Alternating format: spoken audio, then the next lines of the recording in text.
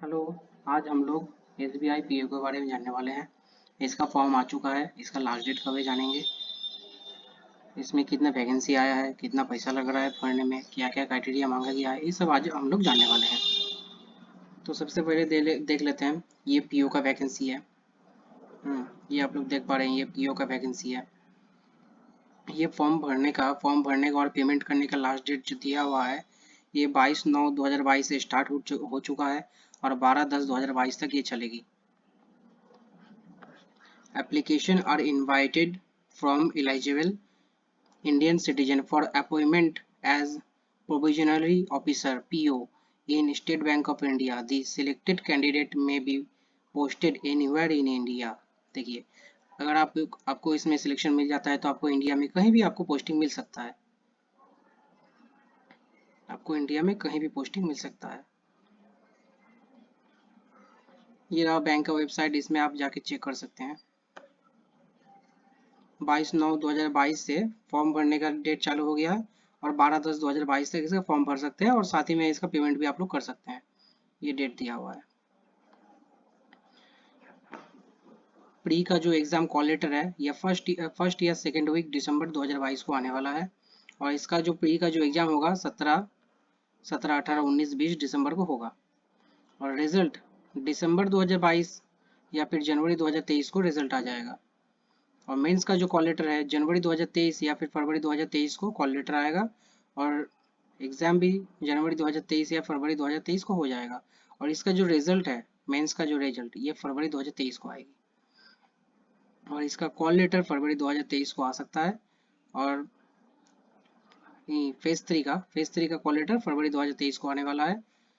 और इसका जो psychometric test and interview group exercise होता है, ये फरवरी मार्च 2023 को हो जाएगा और जो फाइनल रिजल्ट है ये मार्च 2023 होते होते ये फाइनल रिजल्ट आ जाएगा। इसमें जो जो वैकेंसी दिया गया है, रेगुलर वैकेंसी और बैकलॉग वैकेंसी मिला के एससी कैटेगरी में 270 वैकेंसी दिया गया है, एसटी का 171 दिया गया है, ओबीसी का दिया गया है 464, ईडब्ल्यूएस का 160, यूआर का 648, टोटल हो गया आपका 1673 वैकेंसी दिया गया है।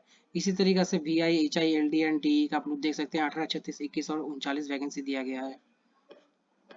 अब देख लेते हैं थोड़ा एलिजिबिलिटी क्राइटेरिया। जो इसका जो एकेडमिक एसेंशियल एकेडमिक क्वालिफिकेशन जो है ये 31/12/2022 के अंदर अंदर दिया गया है। Those who are in the final year semester, the graduation may also apply provisionally subject to the condition that if called for interview, they will have to product proof of having passed the graduation examination on before 31/12/2022। इसका मतलब आप अगर finally अगर पास हो जाते हैं तो आपको 31/12/2022 के पहले का मार्कशीट आपको दिखाना होगा, मार्कशीट सर्टिफिकेट आपको दिखाना होगा। अब देख लेते हैं हम लोग इसमें जो एज का जो कट ऑफ डेट दिया गया है 1/4/2022 है। आप इस डेट के हिसाब से 21 ईयर से कम और 30 ईयर से ज़्यादा आप नहीं हो सकते हैं। आपका जो कट ऑफ डेट दिया गया है 1/4/2001 से 2/4/1992 के बीच में आपको होना चाहिए और ये दोनों डेट इसमें इंक्लूड किया गया है। और जो एज रिलैक्सेशन है शेड्यूल कास्ट एंड ट्राइब्स का 5 साल है, ओबीसी का 3 साल है। इसी तरीका से 15, 13, 10 और 5 साल दिया गया है बाकियों का।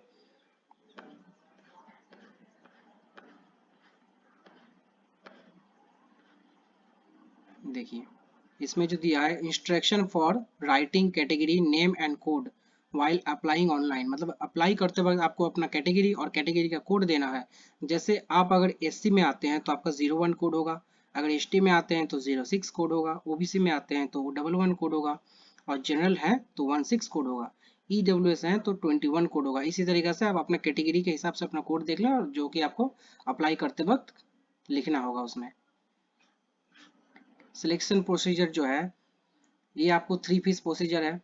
फर्स्ट प्री होगा, फिर मेंस होगा, मेंस के अंदर डिस्क्रिप्टिव और आपका ऑब्जेक्टिव दोनों रहेगा, उसके बाद आपका साइकोमेट्रिक टेस्ट होगा। अब हम लोग देख लेते हैं आपको प्री में इंग्लिश रहेगा 30 क्वेश्चन, क्वांटिटिव एप्टीट्यूड 35 क्वेश्चन और रीजनिंग 35 क्वेश्चन का रहेगा जो कि आपका टोटल 100 मार्क्स का रहेगा और 20-20 मार्क्स का अलग अलग सेपरेट बटा हुआ रहेगा। एक एक इंग्लिश के लिए 20 मार्क्स 20 मिनट, क्वांटिटेटिव एप्टीट्यूड के लिए 20 मिनट और रीजनिंग एबिलिटी के लिए आपको 20 मिनट दिया जाएगा, टोटल 1 घंटे का। और इसमें जो है separated timing for each section, अलग अलग टाइम मिलेगा। Selection criteria for mains examination, there will be no cut off, sectional cut off, there will be no sectional cut off, मतलब आपको सेक्शनल कट ऑफ इसमें नहीं पास करना है, बस टोटल ऑल ओवर पास होइएगा तो काम चल जाएगा। Candidate must candidate numbering 10 times approx the number of vacancy in each category will be shortlist for the main examination from top of above merit list। इसका मतलब वैकेंसी का 10 गुना पास करवाया जाएगा मेरिट के ऊपर से। अब आ जाते हैं मेंस एग्जाम में। Objective test for 200 marks and descriptive test for 50 marks, ये आपका होगा। Candidates will have to type their descriptive test answer on the computer। जो आपको descriptive test अब दीजिएगा उसका आंसर आपको कंप्यूटर में टाइप करके देना है। ऑब्जेक्टिव टेस्ट के लिए अब 200 मार्क्स का जो है, इसमें reasoning and computer aptitude 40 question 50 marks 50 minutes, data analysis and interpretation का 30 क्वेश्चन 30 मार्क्स और आपका 45 मिनट्स दिया गया है। जनरल इकोनॉमी बैंकिंग अवेयरनेस का 50 क्वेश्चन 60 मार्क्स और आपका 45 मिनट्स दिया गया है। इंग्लिश लैंग्वेज का उसी तरीके से 35 क्वेश्चन का 40 मार्क्स दिया गया है और ये 40 मार्क्स आपको करने के लिए आपको 40 मिनट्स का टाइम दिया गया है। टोटल आपको 155 क्वेश्चन आपको सॉल्व करना है 200 मार्क्स का, जो कि आपको 3 घंटे टोटल टाइम दिया गया है। और डिस्क्रिप्टिव पेपर ठीक उसी के बाद होगा, जो कि 2 क्वेश्चन इसमें आपको आता है और मैक्सिमम मार्क्स 50 का होगा, जो कि आपको 30 मिनट जिसके लिए दिया जाएगा और इसी के अंदर आपको कंप्यूटर में टाइप भी कर लेना है। इसमें जो प्री और मेंस का जो ऑब्जेक्टिव क्वेश्चन होगा इसमें आपका 1/4 आपका नेगेटिव रहेगा। Selection criteria for phase 3, mains में जो आप लोग जो पास कीजिएगा टोटल वैकेंसी का 3 गुना लड़कों को मेंस में पास किया जाएगा। अब देख लेते हैं साइकोमेट्रिक टेस्ट के बारे में। इसका जो मैक्सिमम जो है ग्रुप एक्सरसाइज जो होगा इसमें आपको 20 मैक्सिमम मार्क्स मिल सकता है, इंटरव्यू में 30, टोटल हो गया आपका 50 मार्क्स का साइकोमेट्रिक टेस्ट होगा। इसमें फाइनल सिलेक्शन जब होगा आपका टोटल मेंस का जो 200 का जो मेंस का जो एग्जाम होता है ये आपका नॉर्मलाइजेशन करके आपको 75 माना जाएगा और जो ग्रुप एक्सरसाइज इंटरव्यू का जो 50 मार्क्स जो होता है इसका 25 मार्क्स माना जाएगा। टोटल आपको नॉर्मलाइजेशन करके 100 मार्क्स माना जाएगा। इसमें से आपको जितना नंबर आएगा उस हिसाब से आपका सिलेक्शन फाइनल रिजल्ट में होगा।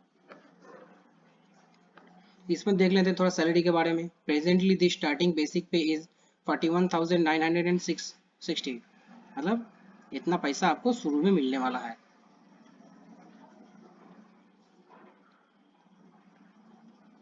Application fees will be 750 for general EWS and OBC candidate and nil for SC ST। SC ST को इसमें पैसा नहीं लगेगा, जनरल OBC को 750 देना है।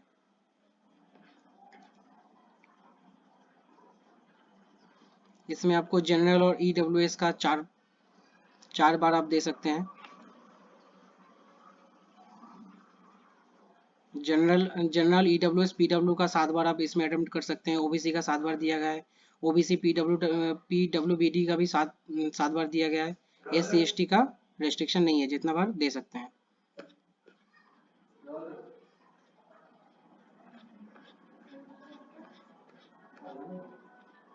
बस इसमें इतना ही दिया गया है। अगर इससे भी ज़्यादा अगर कुछ जानना है तो कमेंट कीजिएगा, बाकी लाइक सब्सक्राइब शेयर कीजिएगा। Thank you.